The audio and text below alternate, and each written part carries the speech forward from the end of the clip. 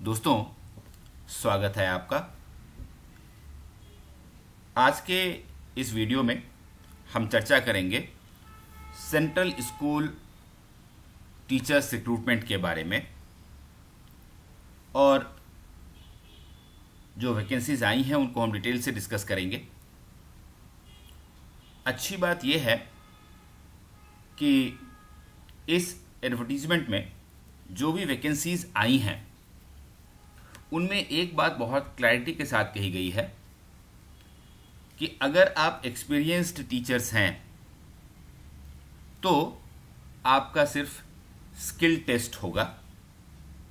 और एक खास बात ये कि यदि आप रिटायर्ड हैं लेकिन आपकी उम्र 65 साल से कम है तो आप भी इस फॉर्म को भर सकते हैं।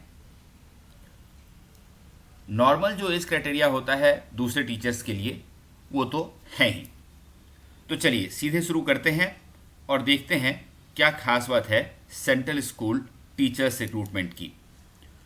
सबसे पहले हम बात करें education and other qualifications for TGT post के लिए जो वैकेंसी है उसके लिए कहा गया है कि आपके पास 3 इयर्स बैचलर्स डिग्री का कोर्स होना चाहिए और सब्जेक्ट ये टेबल 1 में इन्होंने दिया हुआ है जो हम इसके बाद देख लेंगे।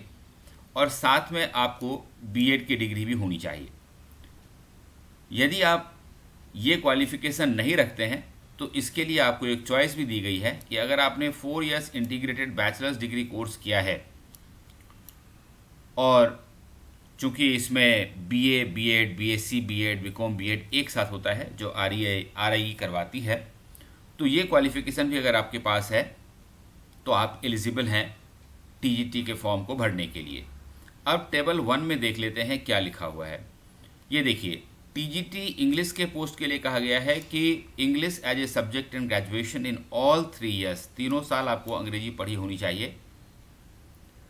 टीजीटी हिंदी या संस्कृत के लिए अगर आप अप्लाई करना चाहते हैं तो हिंदी और Sanskrit as a subject in graduation for all 3 years, तीनों साल में हिंदी या संस्कृत आपकी ये विषय होनी ही चाहिए। और ख़ास बात ये कि सिर्फ बीएड होना काफ़ी नहीं है, हिंदी या संस्कृत आपका टीचिंग सब्जेक्ट होना चाहिए बीएड में। अगला जो पोस्ट है वो टीजीटी मैथ्स या फिजिक्स का है। तो इसमें mathematics and physics in graduation in at least 2 years, ये कह रहे हैं कि 3 साल की ग्रेजुएशन में कम से कम 2 साल आपने मैथमेटिक्स और फिजिक्स पढ़ा हो। और इसके साथ ही आपकी बीएड में जो आपकी टीचिंग सब्जेक्ट होनी चाहिए वो साइंस होनी चाहिए। इसके बाद टीजीटी बायोलॉजी और केमिस्ट्री का पोस्ट है, ये वाला देखिए। इसके लिए केमिस्ट्री एंड बॉटनी या फिर zoology in graduation in at least 2 years, ये ध्यान देने की बात है। साइंस टीचर्स के लिए केमिस्ट्री या बॉटनी या जूलॉजी, बॉटनी जूलॉजी में से कोई एक, और केमिस्ट्री आपने ग्रेजुएशन में कम से कम 2 सालों में पढ़ा हो, और बीएड में एक टीचिंग सब्जेक्ट आपका साइंस जरूर रहा हो। अगला जो पोस्ट है वो टीजीटी सोशल साइंस का है और graduation in any 2 of the following subjects for at least 2 years, ये भी 2 सालों की बात कर रहे हैं। History, geography, economics and political science of which one must be either history और ज्योग्राफी, हिस्ट्री या ज्योग्राफी में से कोई एक आपने जरूर पढ़ा हो, बाकी 2 सब्जेक्ट ज्योग्राफी या इकोनॉमिक्स या पॉलिटिकल साइंस में से हो सकता है।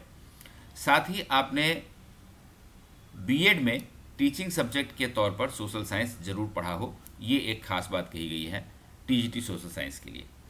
अगला जो पोस्ट है वो टीजीटी स्पेशल एजुकेटर का है और इसके लिए आपका बैचलर्स डिग्री होना ज़रूरी है in any subject of recognised university, और उसके बाद आपका बीएड स्पेशल एजुकेशन में होना चाहिए जिसमें कि आपका कम से कम 50% मार्क्स होना चाहिए। 50% मार्क्स नहीं है तो आप एलिजिबल ही नहीं होंगे। या फिर BEd in any other subject other than special education and 2 years diploma, यदि आपने स्पेशल एजुकेशन में बीएड नहीं किया है तो कोई बात नहीं, चाहे आपने किसी भी सब्जेक्ट में बीएड किया हो, यदि आपके पास स्पेशल एजुकेशन में 2 साल का डिप्लोमा है तब भी आप इसके लिए अप्लाई कर सकते हैं। एक और क्वालिफिकेशन इन्होंने टीजीटी स्पेशल एजुकेटर की दी हुई है कि BEd in any other subject other than special education and post graduate professional diploma in special education from a recognised university. तो बीएड अगर आपने स्पेशल एजुकेशन में कर रखा है तो बहुत अच्छी बात है, नहीं कर रखा है तो फिर आप स्पेशल एजुकेशन में अगर आपने डिप्लोमा भी किया हुआ है 2 साल का तब भी आप एलिजिबल हैं, और अगर आप बीएड हैं और 1 साल का आपने पोस्ट ग्रेजुएट डिप्लोमा किया हुआ है तब भी आप एलिजिबल हैं।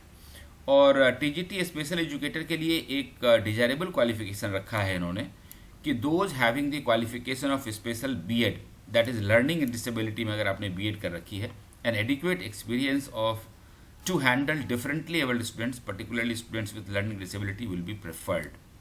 ये बहुत खास बात है कि अगर लर्निंग डिसेबिलिटी में आपने बीएड कर रखी है तो आपको प्रेफरेंस मिलेगा देन किसी अदर ब्रांचेज में या किसी अदर स्ट्रीम में किसी अदर कैंडिडेट ने अगर बीएड किया हुआ है स्पेशल एजुकेशन में भी।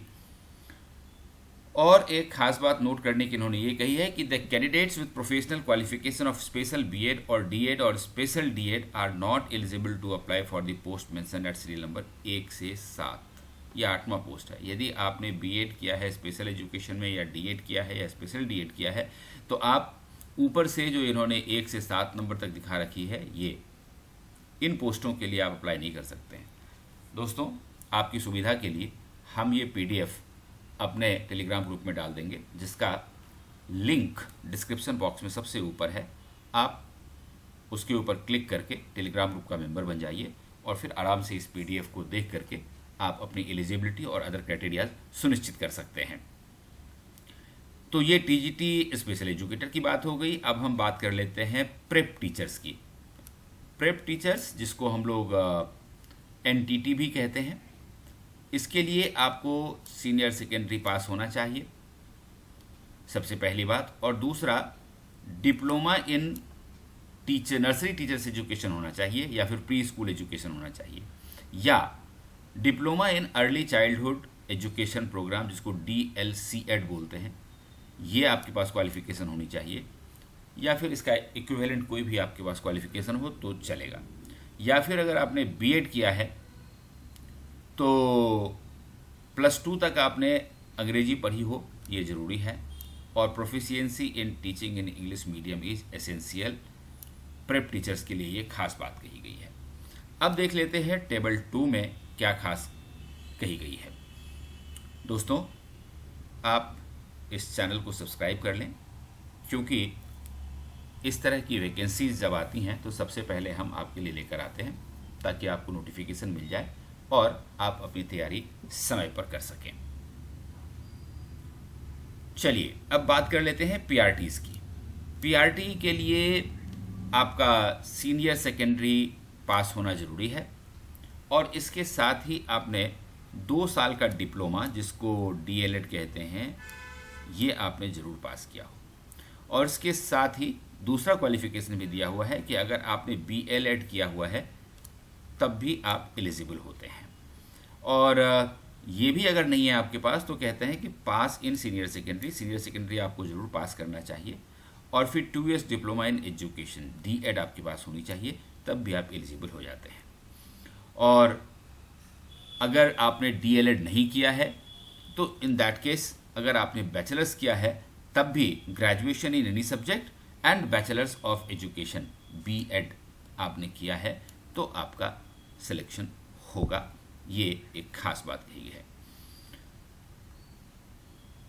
और एक पोस्ट स्पेशली पीआरटी तेलुगु के लिए है, जिसके लिए वही है सेकेंडरी एजुकेशन आपको होना चाहिए, DLED आपके पास होनी चाहिए, और चूंकि ये सब्जेक्ट स्पेसिफिक है तो आपको तेलुगु सब्जेक्ट में ये स्पेशलाइजेशन होना चाहिए। ये खास बात है। अब बात कर लेते हैं मोड ऑफ सिलेक्शन की। तो ये देखिए मोड ऑफ सिलेक्शन आप ये देख लीजिए। ये कह रहे हैं कि पहले हम तो रिटन टेस्ट लेंगे, और screening shall be made through objective type MCQ type test होगा जो कि 50 मार्क्स का होगा, और इसका ड्यूरेशन होगा 1.5 आवर्स का। कैंडिडेट स्कोरिंग 50% और अबव, जनरल कैटेगरी के कैंडिडेट्स के लिए 50% पास मार्क्स है। SC ST BC या फिजिकली चैलेंज्ड कैंडिडेट्स के लिए 45% पासिंग मार्क्स रखी गई है। रिटन टेस्ट पास करते हैं तभी आपको स्किल टेस्ट के लिए बुलाया जाएगा, और shortlisted candidates based on written test will be eligible for skill test that will be conducted on the same day. एक ही दिन आपको ये होना होगा। और अब ये बात कर लेते हैं कि आपकी एज कितनी होनी चाहिए। तो देखिए, डिटेल्स ऑफ पोस्ट, पे एंड अपर एज लिमिट। तो अपर एज लिमिट पीआरटी के लिए 40 इयर्स है और टीजीटी के लिए 45 इयर्स है। सैलरी यहाँ दी हुई है, आप ये देख सकते हैं। एससी एसटी के लिए 5 साल की छूट भी है, ओबीसी के लिए 3 साल की छूट है, वुमेन के लिए 10 साल, यानी कि वुमेन कैंडिडेट को 45 इयर्स पे अगर टीजीटी के लिए अप्लाई कर रहे हैं तो 10 कर दीजिए, तो 55 इयर्स तक आप कर पाएंगी। और अगर आप पीआरटी के लिए अप्लाई कर रहे हैं तो 10 साल, यानी कि 40 में 10, 50 साल तक आप अप्लाई कर सकते हैं अगर आपकी उम्र है तो। अब दूसरे जो इम्पॉर्टेंट इंस्ट्रक्शंस हैं वो मैं आपको दिखा देता हूँ। ये कह रहे हैं कि आपको ऑनलाइन एप्लीकेशन नहीं भरना है, आपको ऑफलाइन एप्लीकेशन भरना है, और इसके लिए लास्ट डेट है 7 अगस्त 2023, यानी कि वो 7 अगस्त 2023 तक आपके फॉर्म्स चले जाने चाहिए। और एक खास बात यहाँ है, ये देखिए पॉइंट नंबर 9 में, 12th marks conducted by CBSE or any other board in case of +2 will be taken for deciding cut-off marks। Shortlisting आपकी 12th के मार्कशीट के आधार पर की जाएगी। और 15वां पॉइंट बहुत ही इंपॉर्टेंट है कि अगर आप रिटायर्ड टीचर्स हैं, अगर आप एक्सपीरियंस टीचर्स हैं फ्रॉम AEES और KVS और NVS और any other government schools who are below the age of 65 years, तो आप एलिजिबल हैं अप्लाई करने के लिए, और they have to appear only for the skill test. आपका सिर्फ स्किल टेस्ट होगा, आपको कोई रिटन टेस्ट देने की ज़रूरत नहीं है। ये प्रिंसिपल कोऑर्डिनेशन की तरफ से ये निकला है। और मैं आपको ये दिखा दूं कि ये जो आप देख रहे हैं, ये atomic energy central school Hyderabad की तरफ से ये एडवर्टीजमेंट आया है। और ये जो पोस्ट है जिसकी चर्चा हम लोगों ने की, ये प्योरली कॉन्ट्रैक्ट बेसिस का जॉब है, और AEC atomic energy central school Hyderabad के लिए ये आया है। और एक खास बात ये बताई गई है कि prep teachers, primary teachers, trained graduate teachers के लिए वैकेंसी है। Only short listed candidates will be called for interview and those who qualify in the same will become eligible for skill test. बाकी सब चीज़ें हमने चर्चा कर ली हैं। आप अगर एलिजिबल हैं तो इस फॉर्म को ज़रूर भरिए और तैयारी शुरू कर दीजिए अपने टेस्ट के लिए। All the best.